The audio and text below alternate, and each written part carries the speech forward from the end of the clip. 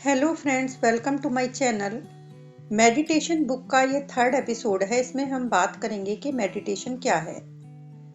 Meditation वो power है जो हमें अपनी आदतों का गुलाम बनने से रोकती है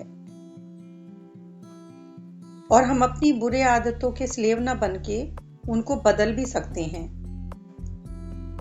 ये देखो, ये सुनो, इस तरह से हमारी हर चीज के हम गुलाम होते चले जाते हैं।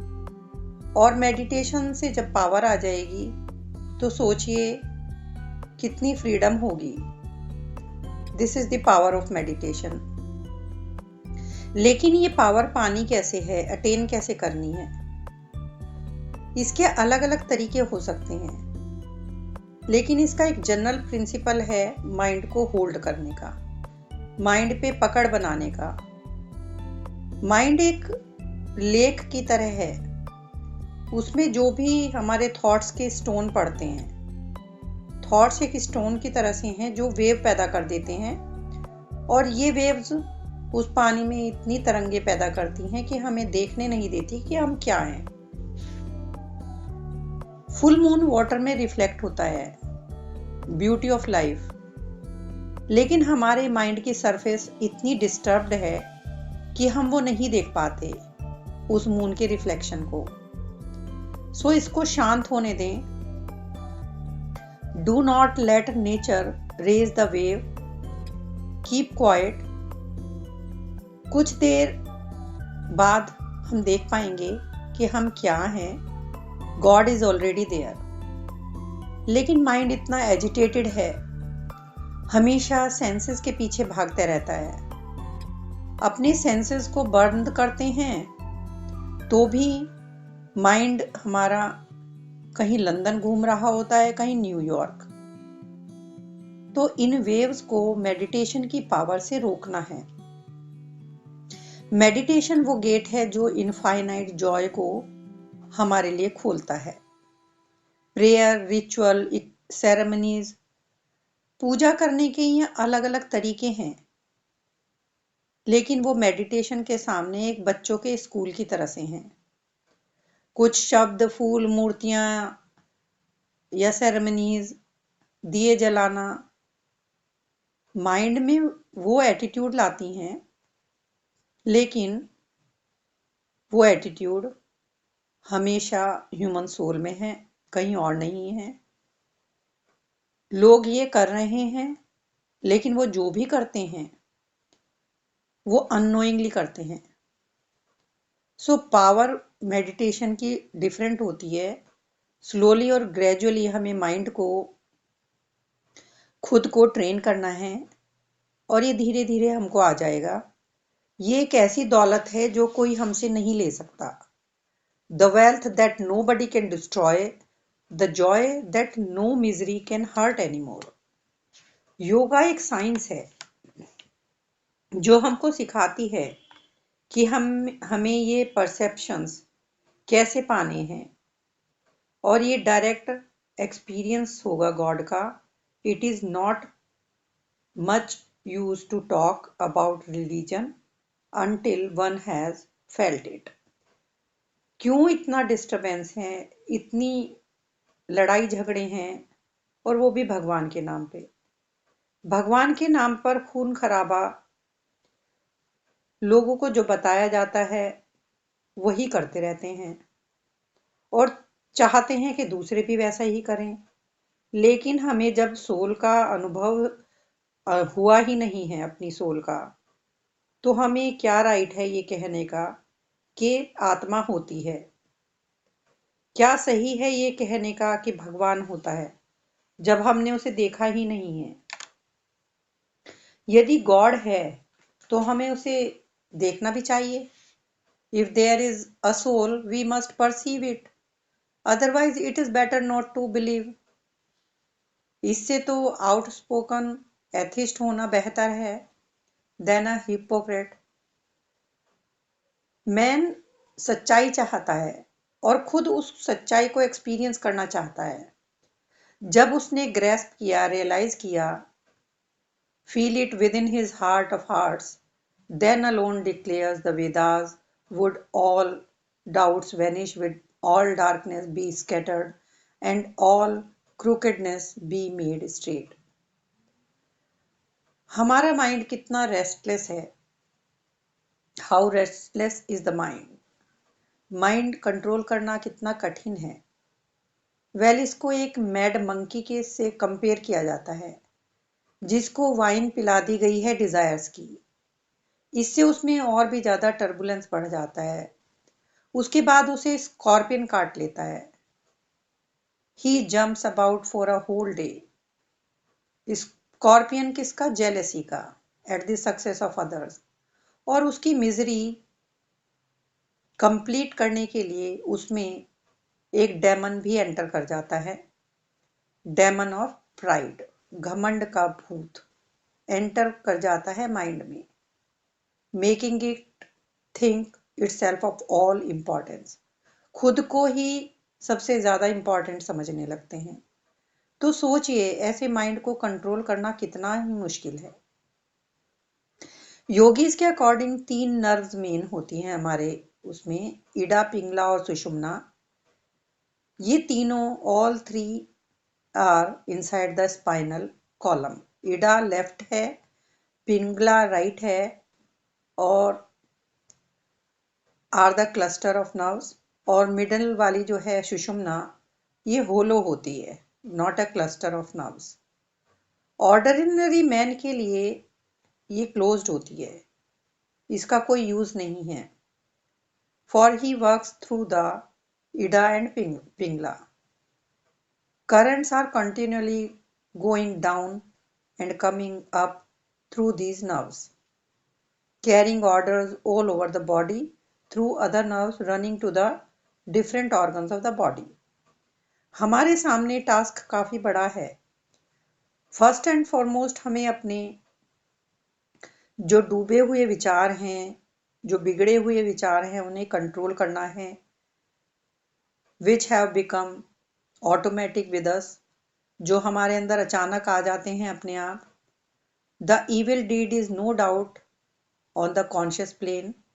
लेकिन जो बुरे काम हैं उनका कारण है, जो इविल डीड का कारण है, was far beyond in the realm of unconscious, unseen and therefore more potent. सबसे पहले सभी आर्ग्यूमेंट और डिस्ट्रैक्शंस छोड़ दीजिए. बेकार की बातें, व्यर्थ बातें छोड़ दीजिए. सिर्फ वही किताबें पढ़िए जो सेल्फ रियलाइज्ड हों. बेकार बातें हमारा बैलेंस बिगाड़ती हैं, हमें डिस्टर्ब करती हैं. और सोचिए कि आपकी बॉडी स्ट्रांग और हेल्दी है. It is the best instrument you have. ये बॉडी इतनी स्ट्रांग है कि इसकी मदद से आप इस समुद्र को, इस समुद्र रूपी जीवन को क्रॉस करेंगे. फ्रीडम कभी भी जो कमजोर लोग होते हैं उनको नहीं मिलते. तो अपनी वीकनेस को फेंक दीजिए. अपनी बॉडी को ये बताइए कि आप स्ट्रांग हैं, और अपने माइंड को बताइए कि हम स्ट्रांग हैं, और have unbounded faith and hope in yourself. जैसे कमल, लोटस जो होता है, वर्चू इसका सेंटर, और नॉलेज इसकी स्टॉक होती है, डंठल होती है. और जो इसकी 8 पेटल्स हैं वो इसके 8 पावर्स हैं योगी के. स्टेमिन के अंदर एंड पिस्टल के अंदर रिनंसिएशन है. If the yogi refuses the external power, he will come to salvation. इसीलिए 8 पेटल्स जो हैं वो 8 पावर्स हैं. बट इंटरनल स्टेमिन और पिस्टल एक्सट्रीम रिनंसिएशन है. इन सभी पावर्स को, रिनंसिएशन को हमें पाना है. Inside of that lotus, think of the golden one, the almighty, the intangible Om, the inexpressible, जिसके चारों तरफ एक एफिलेंट लाइट है. आपको उसके ऊपर मेडिटेट करना है. बहुत ज्यादा गहरी प्रैक्टिस करनी होगी. चाहे आप रहो या ना रहो, लिव और डाई, ये मैटर नहीं करता. आपको काम करना ही है. बिना रिजल्ट के सोचे हुए कि क्या परिणाम होगा इसका। यदि आप ब्रेव हैं तो आप 6 से 8 महीने में एक परफेक्ट योगी बन जाएंगे। सक्सीड होने के लिए परसिवरेंस चाहिए, ट्रिमेंडस विल चाहिए। और परसिवरिंग जो सोल होती है वो कहती है कि I will drink the ocean at my will, mountain will crumble up. और इस तरह की एनर्जी हमें अपने अंदर चाहिए, दैट सॉर्ट ऑफ विल हमें अपने अंदर चाहिए। Work hard and you will reach the goal. लेकिन केयरफुल रहिए, every motion is in a circle, क्योंकि जो चीजें जाती हैं वो लौट लौट कर आती हैं। So is with the hate and love. यदि आप हेट करोगे तो हेट, और लव करोगे तो लव ही लौट कर आएगा। माइंड की जो लेक है, लेक की बॉटम उसके रिपल्स के शांत होने के बाद ही देखी जा सकती है, जब पानी शांत होता है। यदि वाटर मडी होगा, एजिटेटेड होगा, तो आप उसकी ब्यूटी को, पानी की ब्यूटी को नहीं देख पाएंगे, उसकी बॉटम को नहीं देख पाएंगे। बॉटम ऑफ लेक क्या है? हमारा माइंड है। लेक इज द चित्ता, माइंड स्टफ। वेव्स जो हैं वो हमारी वृत्ति हैं, थॉट्स हैं, थॉट वेव्स हैं। 3 तरह का माइंड होता है, तामस, राजस और सत्व। तमस वो होता है जिसमें किसी को नुकसान पहुंचाने के बारे में वो हमेशा सोचता रहता है, इस तरह का माइंड, ब्रूट्स एंड इडियट्स। और राजस माइंड जो होता है वो एक्टिव होता है, पावर और इंजॉयमेंट चाहता है। और सात्विक माइंड होता है जहाँ कामनेस होती है, सेरेनिटी होती है, जहाँ सभी विचार हमारे रुक जाते हैं और mind lake becomes clear. Meditation से ये कंट्रोल होता है, राइजिंग थॉट्स। यदि आप मेडिटेशन कुछ दिन या महीने कर लेते हैं तो ये आपकी आदत बन जाता है। एंगर और हेट्रेट खत्म हो जाती है, आप उसको कंट्रोल करना सीख जाते हैं, आप रिलीजियस बन जाते हैं। इसका पहला साइन यही होता है रिलीजियस बनने का, कि आप चेयरफुल बन जाते हैं। हर चीज़ आपके लिए ब्लिस है, आप जिसको भी देखते हो खुश होते हो। वर्चुअस मैन का यही साइन है कि वो जिसे देखता है खुश होता है। और यदि आप दुखी हैं तो इसका मतलब यह है कि आप योगी नहीं हैं। जो सबको प्यार करता है, सबके साथ अच्छे से रहता है, सबकी मिजरी फील करता है, जो ईगो से फ्री है, जिसका अपना कुछ भी नहीं है, वही रियल योगी है।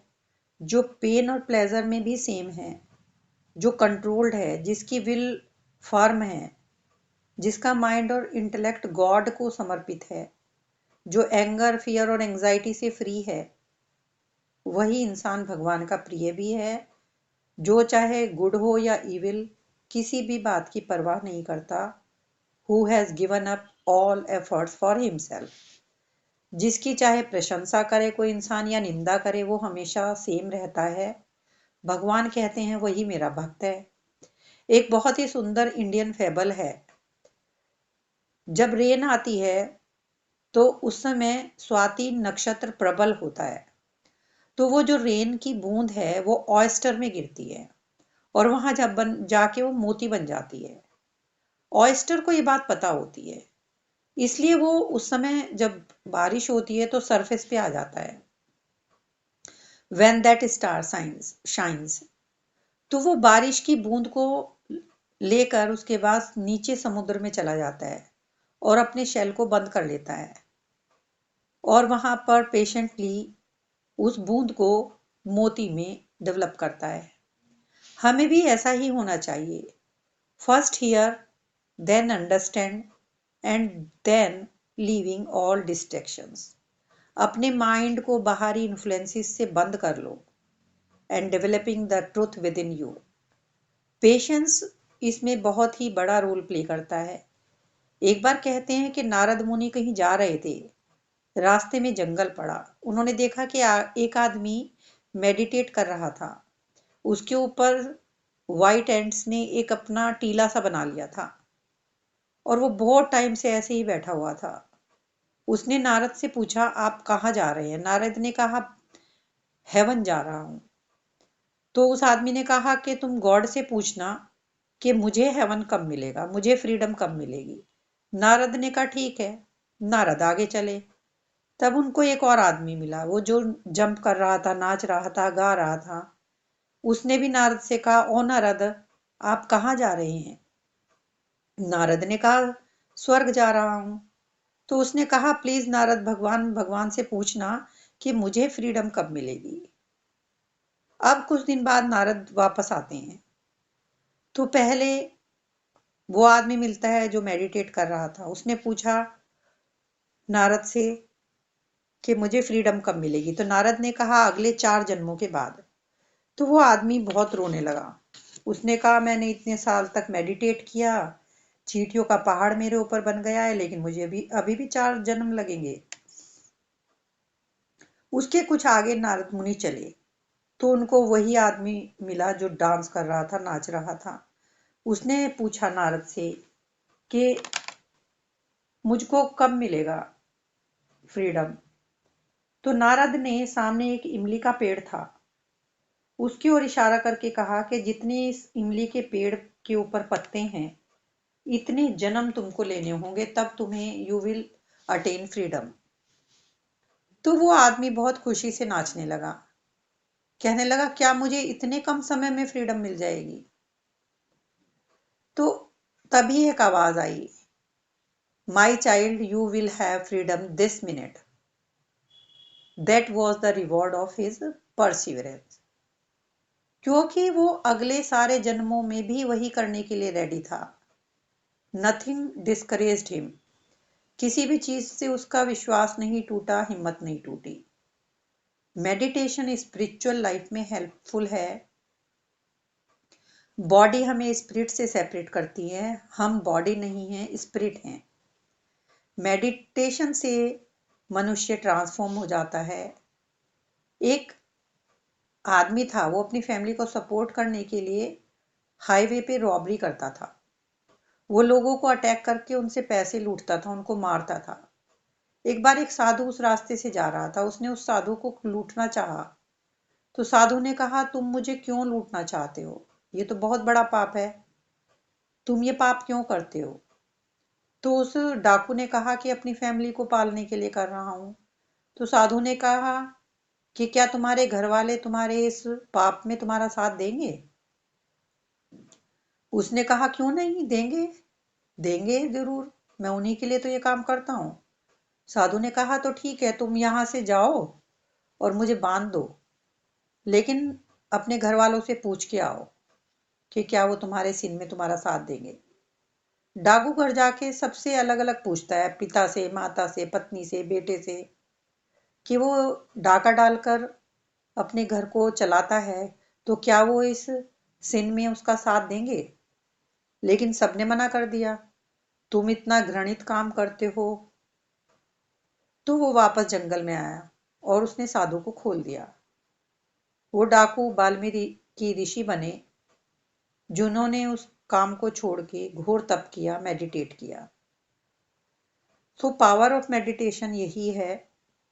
The power of meditation gets us everything. 3 stage है मेडिटेशन की, धारणा, ध्याना और समाधि। धारणा यानी किसी चीज पे, किसी ऑब्जेक्ट पे ध्यान लगाना,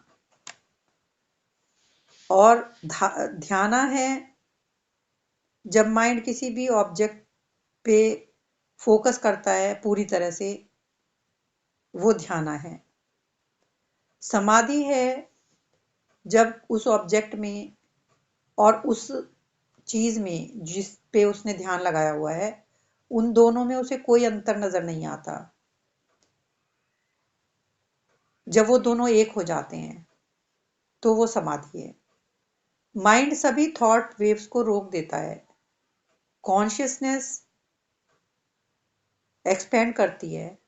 आपको स्लीप में इतना रेस्ट और प्लेजर नहीं मिलता जितना मेडिटेशन में मिलता है। हम बहुत हल्का फील करते हैं। मेडिटेशन से ग्रेट ग्रेट ट्रूथ सामने आता है। Scientific method of knowledge unfold the truth through meditation. जो भी है वो सब एक ही हैं। There can not be many. Ignorance की वजह से हम मैनीफोल्ड देखते हैं। Knowledge realises one, reducing the many into one is a science. The whole universe has been demonstrated into one. That science is called the science of Vedanta. The whole universe is one. हम 5 element solid, liquid, gas, luminous, ethereal ये देखते हैं, लेकिन meditation से solid melt हो जाता है liquid में, देन गैस में, और गैस ईथर में, and then mind, and mind will melt away. All is spirit. जैसे एक बहुत बड़ा क्ले का पार्ट है, आप उस क्ले से हार बनाते हैं, उस क्ले से घर बनाते हैं, एलिफेंट बनाते हैं, दोनों क्ले हैं, जो भी आप जो चीजें बना रहे हैं।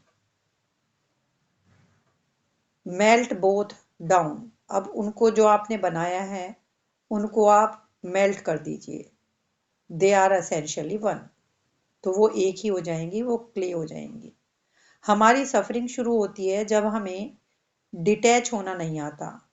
सो कॉन्सेंट्रेशन से हमें डिटैचमेंट की पावर को डेवलप करना चाहिए। जब हमें अटैचमेंट होने लगे, वहां से ध्यान हटाकर दूसरी चीज पर फोकस करना आना, और ये दोनों एबिलिटी साथ में आनी चाहिए, एक साथ रिकॉग्नाइज करना और फिर तुरंत ध्यान को शिफ्ट कर लेना। This is the systematic development of the mind. Uncontrolled और अनगाइडेड माइंड हमें नीचे ले जाता है, हमें मार देता है, हमें नीचे पहुंचा देता है। और uncontrolled mind and guided mind में फर्क यही होता है कि गाइडेड माइंड हमें फ्री करता है।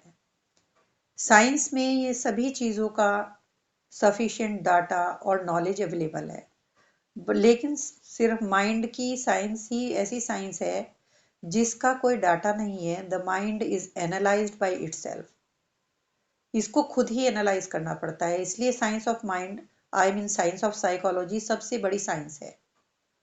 Deep deep within is the soul, the essential man, the atma. Mind को इनवर्ड करके उससे यूनाइट हो जाइए, and from that standpoint of stability the gyration of the mind can be watched and facts observed which are to be found in all person. I mean mind को control करने के लिए subconscious mind deep down तक हमें जाना होगा। वहां जो भी विचार या इंप्रेशन है उनको ऑर्डर में क्लासिफाई करना होगा, अरेंज करना होगा। जो सबकॉन्शियस माइंड में हमारे विचार हैं उनको कंट्रोल करते रहना होगा। This is the first step. By the control of the subconscious mind you get control over the conscious.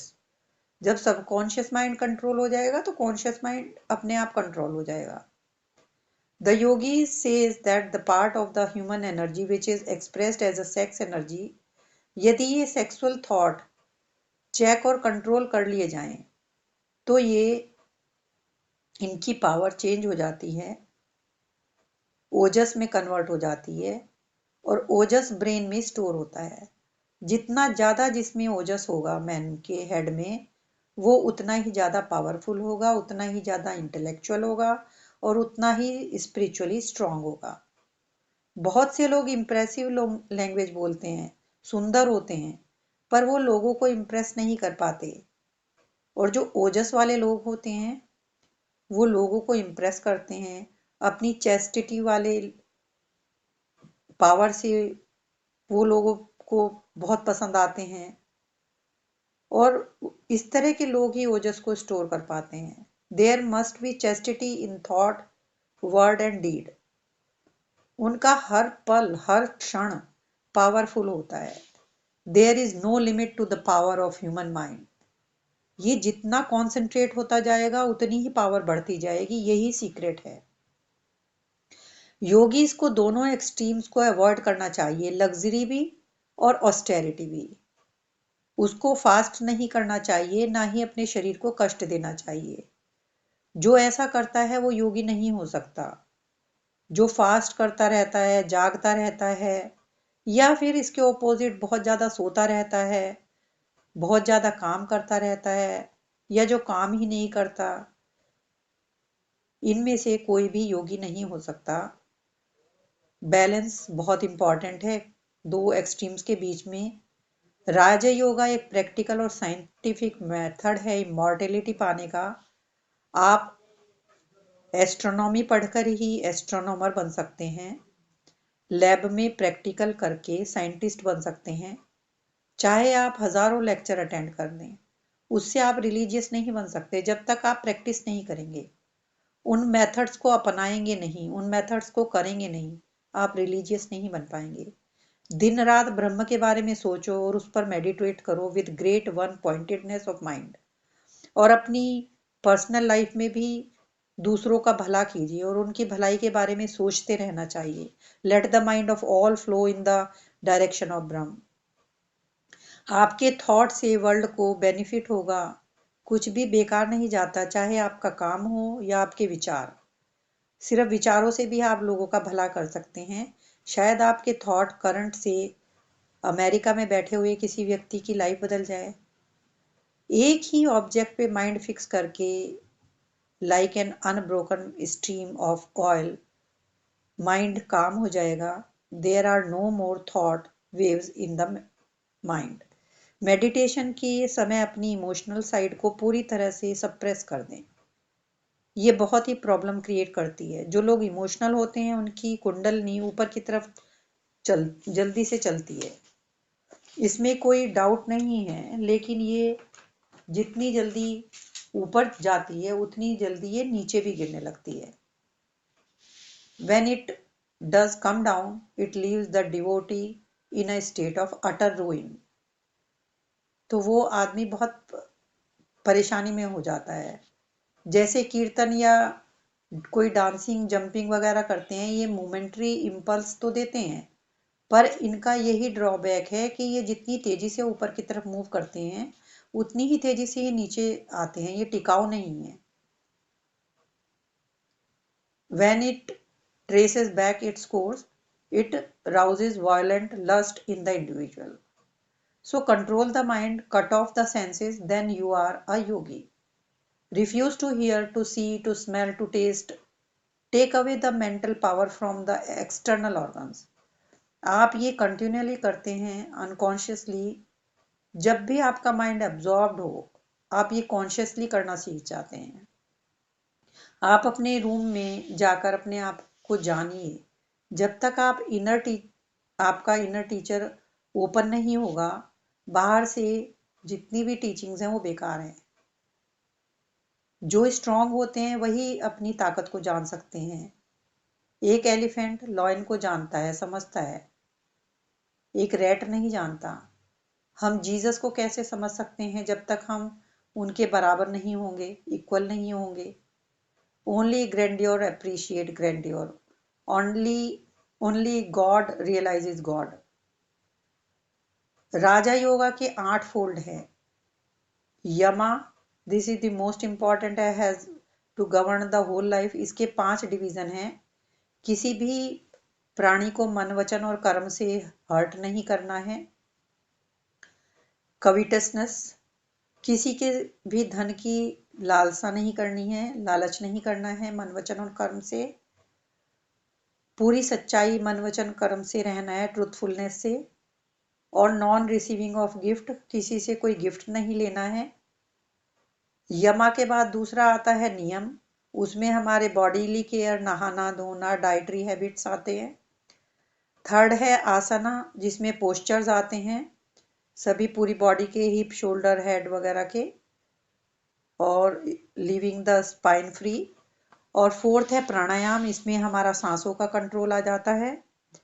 प्रत्याहार, इसमें मन और बुद्धि को इन्वर्ट करना, आउटवर्ड डिस्ट्रैक्शंस को से रोकना।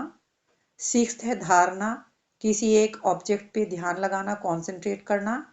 ध्याना मतलब मेडिटेशन। एंड समाधि, ये अल्टीमेट होता है, illumination, the aim of all our efforts. जो लोग राजा योगा से गॉड रियलाइज करते हैं वो मेंटली, फिजिकली, मॉरली और स्पिरिचुअली स्ट्रांग होते हैं। Take every step in that light. जो लोग ज़्यादा खाते हैं या कम खाते हैं, जो लोग ज़्यादा सोते हैं या कम सोते हैं, वो योगी नहीं बन सकते। Ignorance, fickleness, jealousy, laziness, excessive attachment, ये हमारे बहुत बड़े शत्रु हैं योगा की प्रैक्टिस में। फर्स्ट, फिजिकल और मेंटल प्योरिफिकेशन बहुत ज़रूरी है। Uncleanliness draw the mind down. Second है हमारा पेशेंस। पेशेंस शुरू शुरू में ये लगेगा कि सब अच्छा हो रहा है, there will be wonderful manifestation, लेकिन आपको कंटिन्यूसली करते रहना होगा। थर्ड है परसिवरेंस, चाहे कुछ भी हो, never miss a day in practice. चाहे आप बीमार हो या हेल्दी हो, ये करते रहना है। माइंड के 4 एस्पेक्ट्स हैं। मन यानी मानस, जो सोचता है, पर मोस्ट ऑफ द टाइम हम ये एनर्जी वेस्ट कर देते हैं अनकंट्रोल्ड हमारी जो थिंकिंग है उसकी वजह से। प्रॉपरली गवर्न जो हमारे विचार होंगे, it is a wonderful power. Second है बुद्धि या इंटेलेक्ट। थर्ड है अहंकार या ego, self conscious egotism. Fourth है चित्ता, फ्लोर ऑफ द माइंड और the sea in which the various faculties are waves. चित्ता को कंट्रोल करना है टू एब्सोल्यूट कामनेस, तभी हम खुद को देख पाएंगे जैसे शांत पानी में चांद का रिफ्लेक्शन।